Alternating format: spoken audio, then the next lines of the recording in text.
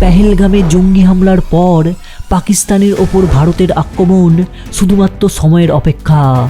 যে কোনো মুহূর্তেই যুদ্ধের দামামা বেজে উঠবে।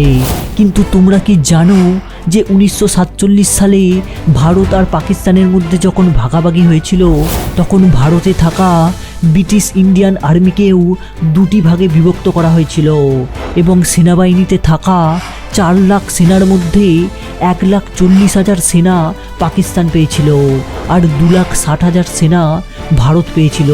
শুধু তাই নয়, সামরিক সরঞ্জাম, গোলাবারুদ, যুদ্ধবিমান এবং নৌবাহিনীর সম্পদেরও ভাগাভাগি হয়েছিল। ফলে মোটামুটিভাবে পাকিস্তানের আজ যে সেনা মজুদ আছে তার উৎপত্তি ভারত থেকেই।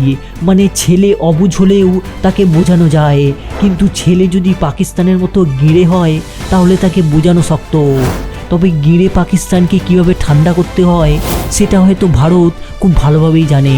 এ ব্যাপারে তোমাদের কি মনে হয় সেটা তোমরা কমেন্টে জানাতে পারো।